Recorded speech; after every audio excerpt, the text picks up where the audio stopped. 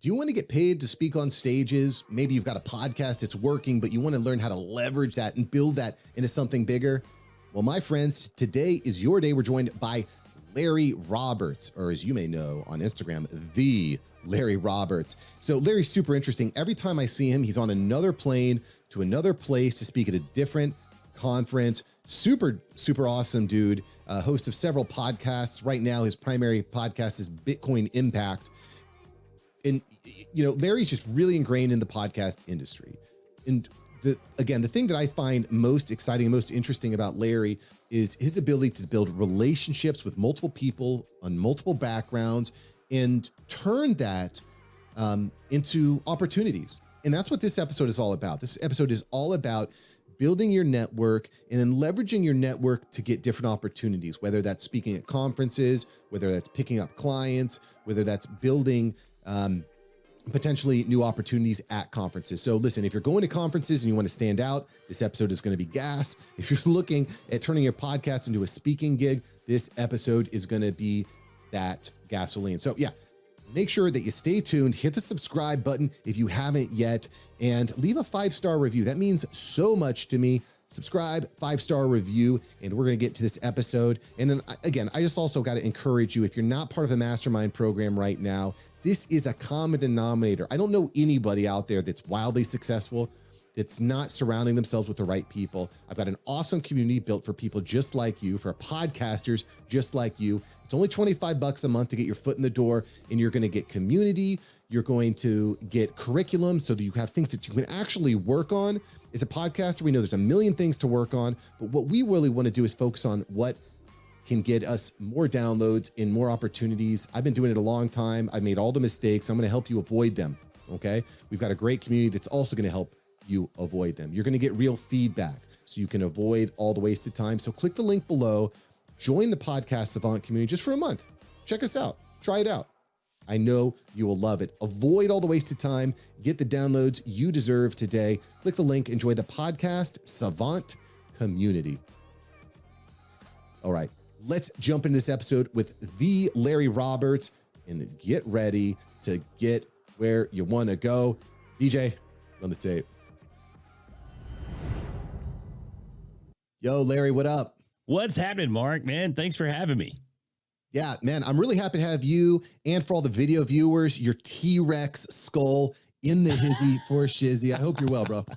No, I'm doing good, man. I know we had to postpone this thing because I ran off to Bitcoin Miami, I don't know, 6 weeks ago or so, and I brought back the old COVID bonus package. So had to get over that thing, and it just destroyed my voice for a couple, 3 weeks there. So it was a little scary. Yeah, no kidding, man. I mean, now that conference mode is back in full effect, that's honestly, that's one of the things I want to talk to you about, because like every time I see a new post from you on Instagram, you're heading off on another adventure, another airplane to another awesome place. And I really want to get some insight into that. But before we get into that, before we get into the whole conference mode, I want to talk a little bit about your humble beginnings as a podcaster. That's something I always find fascinating. How did you actually get started in podcasting, Larry? It's interesting because we go, well, let's dial it back. Let's go to the way back about 8 years ago. I actually came out of rehab. So I was a raging alcoholic and ended up in rehab. It was going to be rehab or really the grave, because I almost checked out the day that I actually got taken to rehab, and spent about 7 weeks there in that facility after spending a few days in the hospital and recovering there. I came out, man, and I was a little lost. Didn't really know what I was going to do. I'd always been kind of a creative guy. I was building websites back in the early 2000s and doing some graphic design, that sort of thing. So I kind of had this artistic bug, but I'd also delved into voiceover over the years and wanted to pursue that. Now, I had heard about podcasts, but I thought they were stupid. Like, I'm not listening to some cheesy talk radio wannabe, somebody that can't make it on the radio show. It's just not going to happen. But a buddy of mine, he's like, dude, you've got to listen to the Joe Rogan podcast, because he knew I was a huge fight fan, because I was always a big UFC fan, dating all the way back to 93 when it first started. Never missed a show. Even as a raging alcoholic, I still managed to watch the fights. But he finally convinced me. I said, all right, man, I'll listen to this Joe Rogan thing. And I listened, and the episode that I listened to happened to have Tony Hinchcliffe and Joey Diaz as the guests. And if you're not familiar with Uncle Joey or Tony Hinchcliffe, they're both very well-known comedians on the circuit these days. Tony Hinchcliffe has a phenomenally successful podcast called Kill Tony, which I'm a huge fan of and been on a couple of times since then. But the thing was, man, I heard these guys and it took me back. Now, this year I also turned 50. So I was a kid of the 80s, and I grew up on 80s comedy with the likes of Sam Kinison and George Carlin and Robin Williams and all these guys that were just a little less than politically correct even back then. So when I heard Uncle Joey and I heard Tony telling their tales and the way they were telling them and the jokes they were telling, I was blown away. I was like, holy crap, man, I can actually say these jokes and not get in trouble. This is amazing. I can finally have the platform that I want to have and say the things that I want to say. So I knew instantly that I had to have a podcast. So I reached out to a friend of mine who was an up and coming comedian here in the Dallas-Fort Worth Metroplex. I said, hey, bro, let's start a show. We'll start a comedy show and we'll make it big. This is our chance, right? So I went out and I bought a Yeti Snowball microphone. And if you're not familiar with a Yeti Snowball, it's literally a ball. I mean, it's about 4 inches in diameter and it's white. That's why they call it a snowball. And that was my very first podcast microphone. And I still remember we were in my game room, same house that I'm in now. We were in the game room and Jamie Gravy, that's the comedian. He's got a residency in Las Vegas opening for Eddie Griffith at the New Sahara. So he's kind of made it big. But we sat in there in the game room and we took the mic off of its little tripod that it came with because it was just a little cheesy desktop tripod. And we literally cradled it in our hands and we'd speak into the mic and we'd do everything we can not to make any mouth noises or have any pops with our pop because we didn't have a pop filter. We wanted to sound pro. So we'd say our little piece and then we'd gently pass the mic to the other guy and drop it in their hands and then they would do it. And we sat there on this ottoman passing this microphone back and forth, recording our very first podcast. And that's how it all started, man, was that very day. And since things have evolved a little bit, that podcast is now defunct because I was also still in corporate America. And well, although you can say whatever you want on a podcast, you know, there's a balance to freedom of speech. There's repercussions for some things that you say. And we got a new manager in place and he didn't care for the content. And it wasn't anything offensive per se, but there was definitely a lot of locker room talk and a lot of sexually oriented jokes. We'll put it that way. So he wasn't keen on it because I was in a fairly high position at the company that I was with, and he didn't feel that it reflected my position as a professional in the office. So in order to maintain good relations with my new boss, I killed that show and moved on to my second show, which was it evolved into an entrepreneur type show. And it wasn't nearly as fun, but it still was effective in getting me in that podcast space. So, and that's evolved a couple of times now. And here I am talking to you. So Larry, I just want to really appreciate just for a moment how open and honest you were about your story. I mean, you know, I think it can be really hard to share our own failures or challenges that we've gone through in life. But I've recognized that when it comes to social media, embracing these types of challenges that we've overcome, like your rehab story, so powerful in really making a connection with your audience. So I just want to applaud you there because it's something that a lot of people are afraid to talk about, right? I appreciate, you know, for me personally, it's not tough to talk about. I just feel kind of cheesy talking about it. And, you know, I have a variety of different coaches and every one of them says, dude, you've got to embrace that story. You've got to share that story. But it's so hard for me to share it just because it's like everybody's heard it. Oh, okay. Yeah, you've been to rehab. Who cares? We've all been to rehab. Not everybody's been to rehab. I understand that. But it just seems like everybody's got that pity party story, you know? Oh, this happened or oh, that happened. And I overcame this. And I just feel kind of cheesy even leveraging that. But, you know, I'm not telling it to leverage it. I mean, it actually happened. It was a very horrific time. And, you know, I was moments from checking out, literally. It was a weird deal the day that it happened. I was sitting on the couch. After about a 2 week not going to work or anything like that, watching the same two movies over and over and over again. Curious what those were. I still can't explain them. It was Superman 1978 with Christopher Reeve, and the third Christian Bale Batman, The Dark Knight Rises. And I don't know what the deal was, but my wife said I watched them hundreds of times, and I'm no longer allowed to watch those here at the house. But I was sitting there and I had this epiphany, just this moment of clarity, and you can call it a voice, you can call it whatever. Something said, bro, if you don't get help today, tomorrow's not going to happen. Wow. And somehow I managed to get off the couch and make a phone call. And next thing you know, my best good pal got a hold of my wife. They moved into action, contacted another family friend who just happened to be the vice president of the department of the company that I worked for, who happened to live next door to the son of someone that happened to own, or at least partially own, one of the upper echelon rehab facilities here in the state of Texas. And I woke up several days later in the hospital in McKinney, Texas, because they took me to rehab. And I was so far gone, they couldn't stabilize me at the rehab facility. So they had to call an ambulance. So I'm that guy that goes to rehab and gets swept away in the ambulance. And I stayed in the hospital for 3 or 4 days recovering there. And really the only thing I remember of that entire stay is, in order to get out of the hospital, obviously I'd come around at this point, and nobody wants to be in the hospital when they're there. And I remember they told me they would release to the rehab facility, that is, once I could make one lap around the floor of the hospital, the floor that I was on. And I can remember in my gown making my way down the hallway, and I was still dizzy, still didn't have a real good sense of balance, but I was staring down at the 12-inch tiles and the lines that those 12-inch tiles make as they connect to each other. And I just remember telling myself, follow the line, follow the line, follow the line. And apparently I followed the line well enough. They let me go. And then I sat at the rehab facility in their recovery wing for about a week before they actually let me come out of there and start participating and start figuring out, exactly what the heck was going on and how we were going to stop this nonsense. So once I did that I was supposed to be there for 6 weeks, but at the end of 6 weeks, I wasn't quite ready to reacclimate myself to society from a sober perspective. So I chose to stay another week. And then after that, it was all over. I stayed there a total of 7 weeks and haven't drank since. And I don't continue going to meetings or anything along those lines. It was one of those situations where it was done and I was done. So thankfully, I was able to have that opportunity presented to me and came out the other side intact. Well, and I'm glad you did, Larry. And I'm really glad that you expanded on that story a little bit.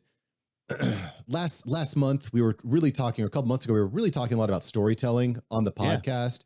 Yeah. And the importance of telling these types of stories helps you connect with people on a deeper level. And I just want to encourage everyone out there, it may seem like the night is darkest before the dawn, right? To quote that little Batman here. Yeah, but listen, you go. If this story that Larry just told resonates with you, I want you to go to Instagram right now and DM the Larry Roberts. Find the Larry Roberts. And I want you to give Larry some love here for sharing that story, because it impacts me in a heavy way too. I have a very addictive personality. That's why we don't allow cookies in the house and so on and so forth. I don't drink really anymore. I used to drink a lot. I don't drink anymore either. And, I'm not going to give all the credit to podcasting, but I will say that one of the things I love about podcasting is you always wake up with something to do. There's always some way that you can improve your life, your business. You start to build a schedule. I'm not sure if that's helped you in any way, Larry, but I find that, if I wake up, I always wake up with a list of things to do. I always wake up with a calendar of ways I can progress my life forward. And podcasting has been a big part of that. Yeah, most definitely. I mean, it's definitely filled some sort of void that I had there, because again, when I came out, it was about a year later that I started the first podcast, and I just haven't looked back since. So whether it was the first podcast or the second or even the third, or now I'm going into my fourth show, it's still the same thing. And podcasting has brought a lot to the forefront. I mean, it allowed me to, and although I'm super, super thankful for the company that I was with, even through all my alcoholic days and going through rehab and being out of work for months on end in recovery, I was still able to stay employed with the same company. And I was there 21 years. But as of January 4th of last year, I stepped out. Podcasting has given me so much that it allowed me to walk away from a 21-year career to do content creation and speaking full time. And that's really what's driving me today, is helping others do the exact same thing. So many people are in the podcast space. I mean, I don't know what the latest numbers are, but we'll call it 2.5 million just for kicks and giggles. 2.5 million podcasts are out there. And the vast majority of those are unrecognized creators that have that same goal, that have that same dream. And my mission is to help them accomplish the same thing that I've managed to accomplish. Yeah, it's so liberating. And listen, the show is the After Hours Entrepreneur, because that is the dream. The dream is you can leave that, not to say that your job was soul sucking, but the dream is to leave that soul sucking job where you live for Fridays, you hate Mondays. I woke up many mornings, I was like, Monday. I don't do that anymore. It's the opposite. I'm like, it's Friday. I didn't get enough done. And I think that flipping that switch is a real game changer. I'm curious too, Larry. A lot of us, and by the way, I'm on my I have a third podcast out now. And I remember launching my first podcast. I said, this is it.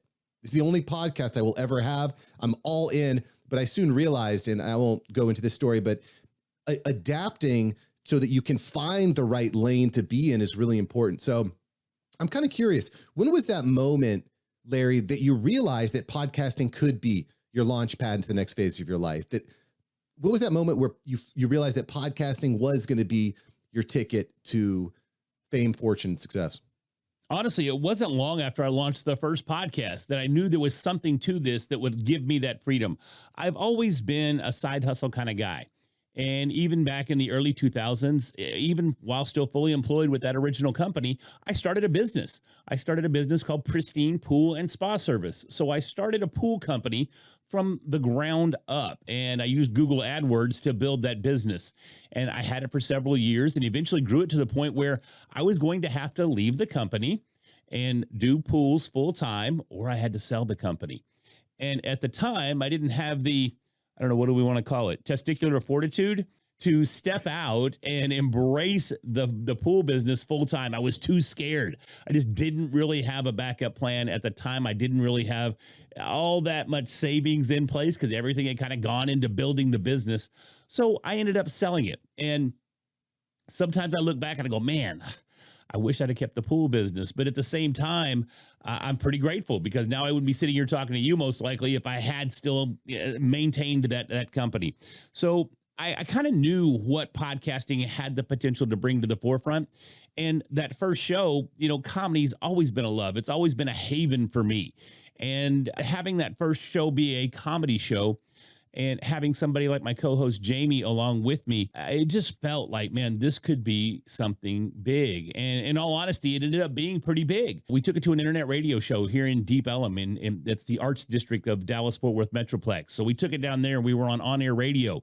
They gave us a 10:30 Sunday morning time slot. So right after the preacher got done preaching on Sunday morning on this radio station, here comes my show, and I'm going to tell you the name of it just for kicks and giggles.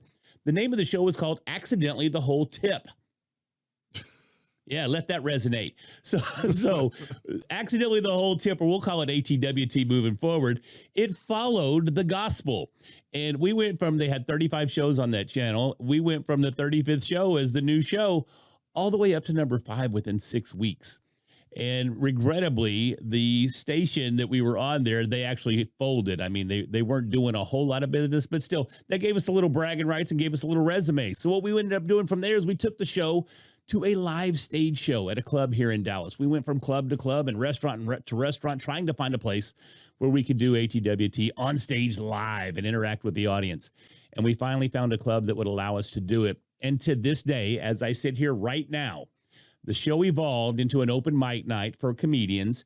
And as we sit here, it's still the largest open mic in the Dallas-Fort Worth Metroplex outside of a comedy club. So there was a ton of potential in that show. We saw a ton of results from that show.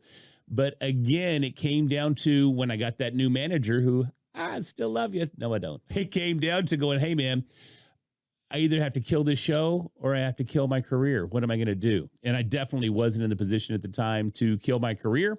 So in order to maintain those good relationships with this new manager, I had to kill it, man. So we ended up killing the tip. And Jamie went on to continue doing comedy, and I went on to a soul-sucking last few years of my career. So, Mark, you were going down that path. Please, I empower you. Please, it was definitely soul-sucking those last few years. Yeah, well, I'm glad you moved on because you've obviously built something, and I think it's really easy to be impatient when you're trying to turn your podcast or your business, flick it on, as soon as possible. It can be really frustrating. I mean, I've been at this for nearly 5 years now, spent a lot of money, thousands of hours, and I'm just like, we're just getting to the tip, right? We're just getting to the tip. So things are starting to purr. And again, it takes time. But it's taking all those lessons along the way that build you to getting to that right time. I do want to segue just a little bit, although it's still somewhat on point. Sure. Because, as I alluded to in the beginning of this episode, Larry, every time I see you on Instagram or on Facebook in a group, in a community, you're traveling somewhere new. So obviously you're doing something right. And what you're doing is turning a podcast career into a public speaking career, right? Essentially, I think that's safe to say. Yeah, most definitely. It's kind of the dream. So, I know a lot of podcasters that come into my mastermind community. This is what they want. So do me a favor and explain what's a really useful way. How can I turn a podcast into public speaking engagements? How can I get paid to speak publicly off the back of my podcast? It's not that straightforward. And I kind of took a scenic route to get to where I'm at today. And a lot of it too, I mean, I have to give it up to COVID, because although COVID's horrible and don't wish it on anyone, it changed the landscape of everything that we're doing. Professionally, I have a training background. I came into that company that I've mentioned a couple of times as a corporate trainer and established training protocols in one of their distribution centers. So standing in front of a crowd and speaking, it's something that I've literally done all my life. When I was younger, I owned a karate school, so I was always teaching karate from little kids all the way up to adults. And I've always been in front of people. I loved the comedy thing, did the whole open mic thing a few times. So standing on stage and actually speaking to a group of people is something that I've worked on literally my whole life. So that was always beneficial. But what COVID did is it allowed us access to certain events that we typically wouldn't have had access to otherwise. So some of these events that were live conferences, they turned into virtual conferences. And going virtual changed the dynamic completely. And it actually opened up for opportunities for people to speak on stages that otherwise they would have never had the opportunity to do. And I started recognizing that. But I started seeing it initially with some of the smaller things. Some of the smaller conferences that I started speaking on were Facebook Lives.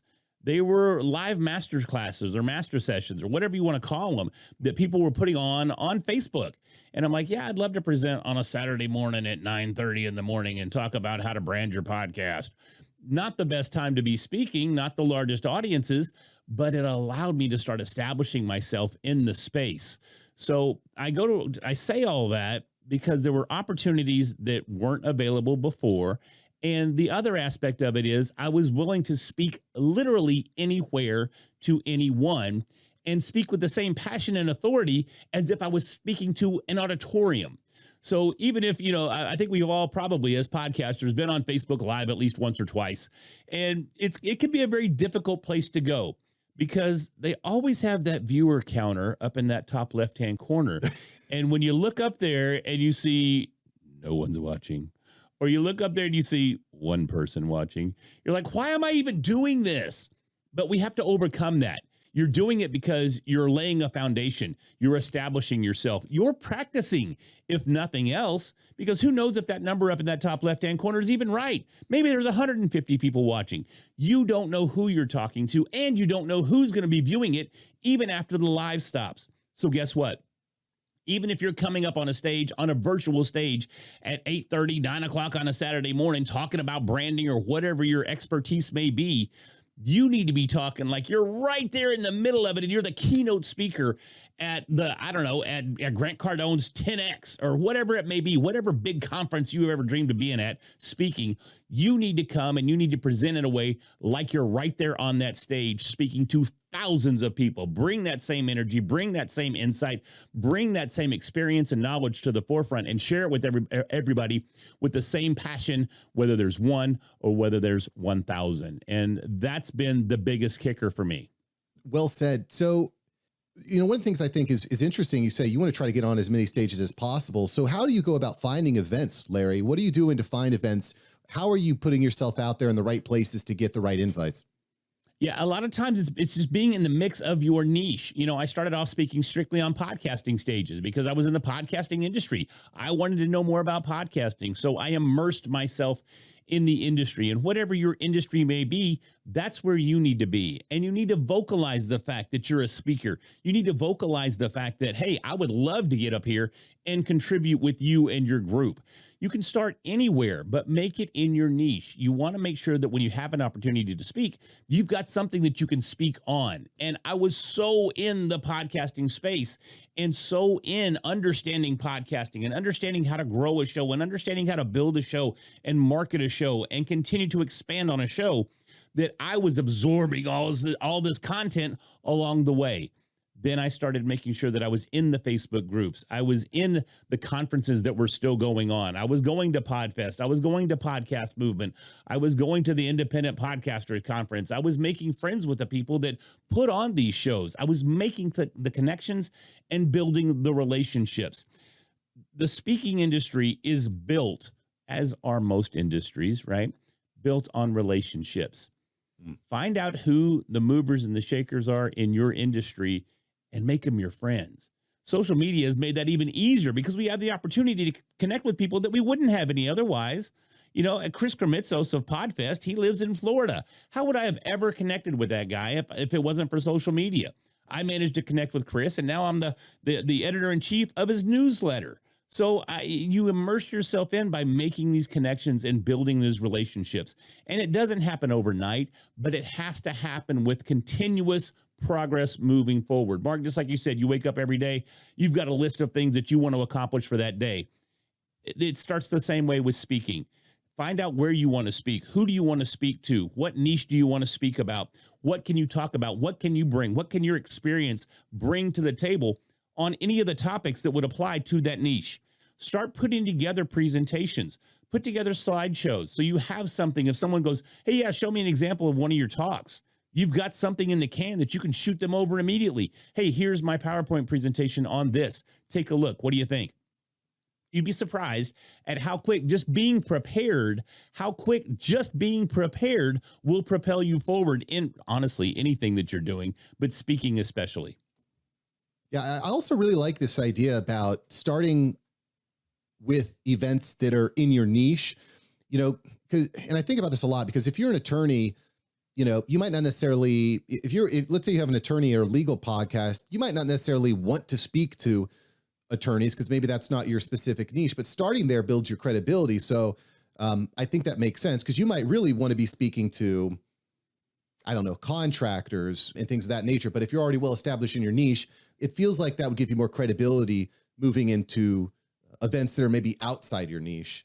And I love the point, Larry. I want to go a little bit deeper into this. I really love your idea of developing relationships with people. And to your point, conferences are one of the best places to do that. Social media, obviously a big deal, but meeting someone in real life and being in that same space opens up a lot of opportunities as well. So what are some tips? I'm going to Podfest. I'll be specific. I'm going to Podfest, or at the time this launches, I'll have been at Podfest. But anyway, I'm going to a conference and I want to make my mark. I want to meet people. I want to build rapport.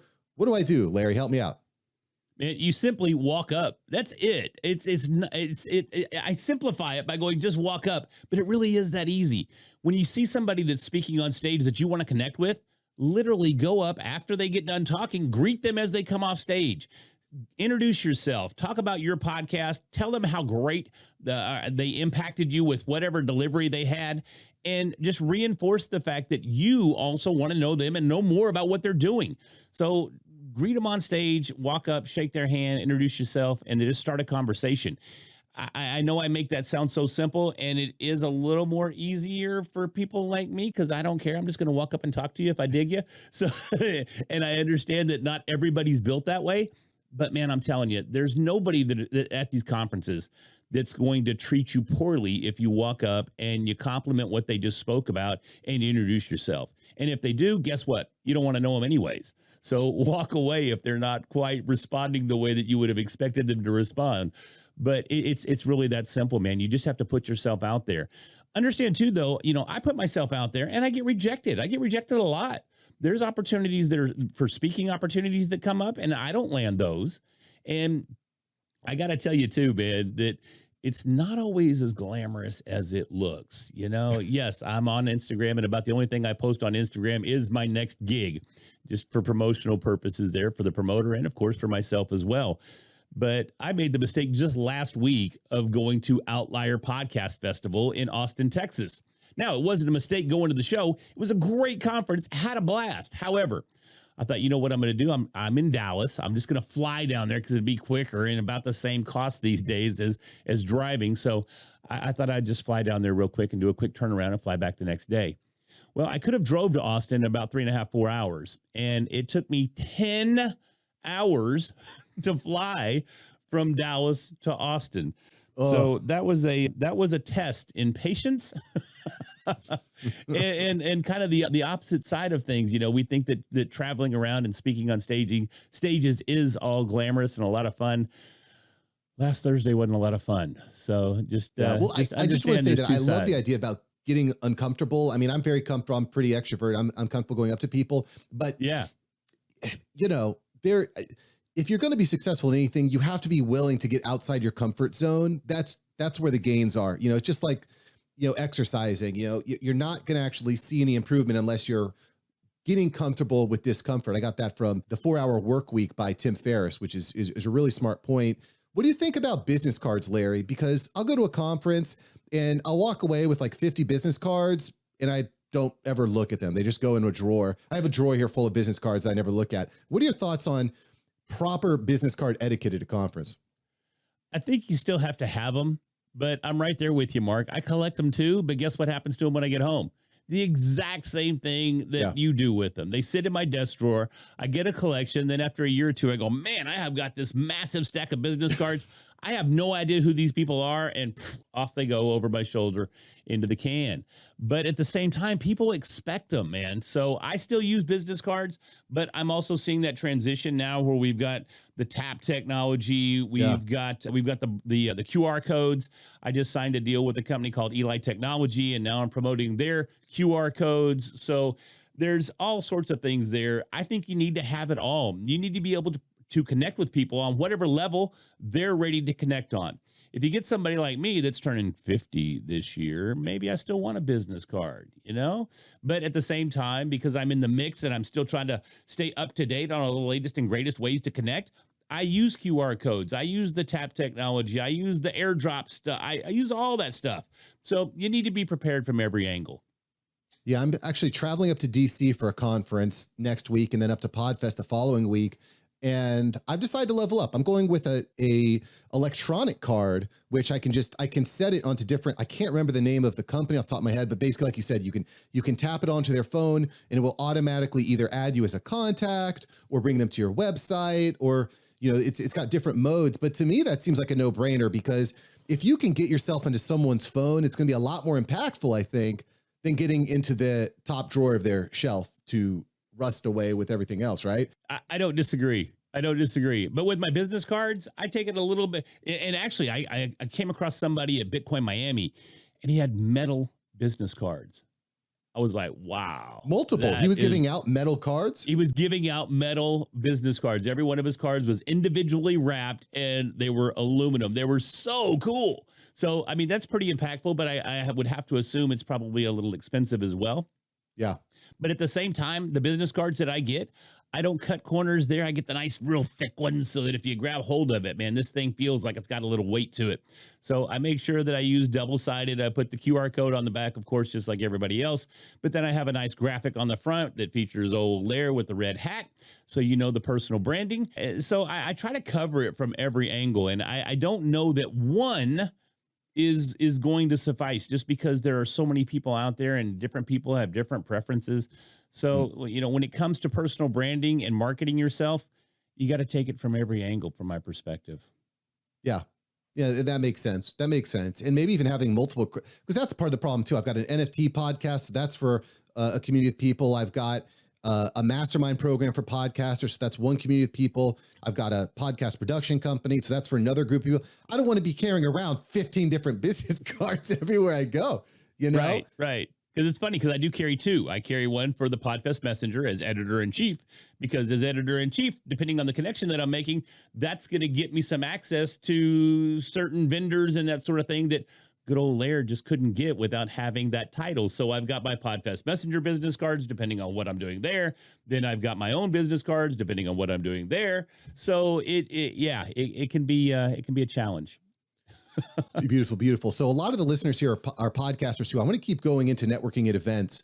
Sure. What are your thoughts on actually performing interviews at conferences, bringing a small setup, rig, recording? What are your thoughts on that? Good, bad? I think it's great. And some of the conferences that I've been to, even this year, they have people that are on site just creating content, that are just doing interviews, whether it's for the attendees or for the speakers or a combination of the two. They're setting up booths where people can schedule and come in and do a 10 to 15-minute interview just to not just for the benefit of the conference, but for the benefit of each and every individual. I mean, that's a customized episode of content that you can do a ton of different things with. Now, it's probably going to be audio only. There may be an opportunity there to set up a camera and do some video as well, but it's audio clips that you can turn into audiograms. You can do all sorts of things with this content. So personally, I would highly recommend it. If you have a portable digital audio recorder of some sort, or I mean, even if you want to carry your Rodecaster Pro, it's still kind of portable, and set you up a little spot and do interviews on location. I know at Podfest, and maybe I'm a little biased here just because I'm on part of the planning team, but we're going to have content creation booths. We're going to have, I think, 4 or 5 different booths where people can rent them out and record directly right there at the conference, just so they can create this live, engaging content for each of their audiences. Super cool. Super cool. I like that. How important do you think quality is when recording at these events? Because, obviously if we're professional podcasters, we're in a studio, either remotely or virtually, or in real life. How important do you think that you have crystal clear quality when recording at events? I don't think it's as critical as long as the audience that's listening understands this is recorded live at an event. So, of course, you're still going to want to use a microphone. You're still going to want to have your audio as clear as possible. But understanding, too, you're at a conference, you're at a live event. You're going to have some of that commotion that's going on in the background. But you use that as energy to help promote the episode. It makes it more engaging. It makes it more attention grabbing when someone's listening to it. But you have to make sure that your audience understands, hey, this isn't going to have the same level of audio quality that my normal episodes have because this was recorded live at an event. Yeah.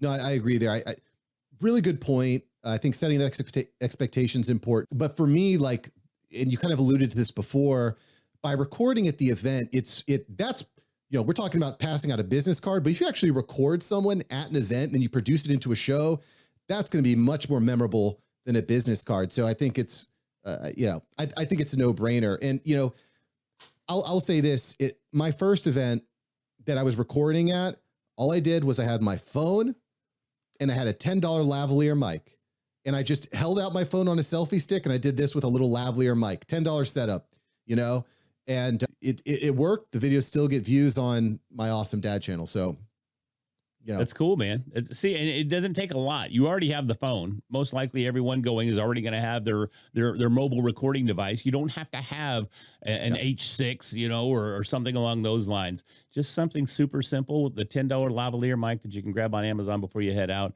and you're most likely good to go. Yeah, you got to start. Honestly, I was hoping to do something more comprehensive at these events, but I might just do it. Yeah, I don't think you have any excuse. If you have a podcast, I don't think there's any excuse for not recording. It's just, you got to record. Sorry, not sorry. If you're going there and you're not recording people that are interesting and potential clients, potential collaborators, you're missing the boat, bro, because you're spending thousands of dollars to be there. Yeah. Yeah. But it's funny though, because I sit back sometimes and I'm thinking, man, I should grab a selfie stick and I should walk the floor and do a live video. But I got to tell you, I still feel a little dorky doing that, and I shouldn't. I'm not saying that to make fun of people that do it.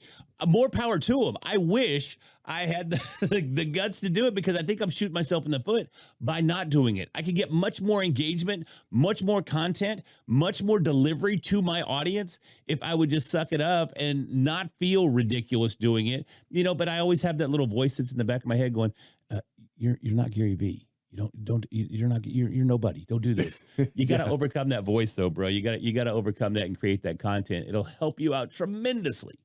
Yeah. And by the way, it is a great way to get someone like Gary V on your podcast too. If it's light, if it's simple, and Gary V just spoke, you go up on stage. Hey, Gary, can I ask you a quick question? He's going to say, sure. You hit record and you just go, that's a big name for your podcast there. Just find the speakers. So yeah, good luck with that one. Yeah. Yeah. Well, you got, like you said, you got to get uncomfortable. You got to be ready though. That's the point. You got to be ready. Yeah. 100%.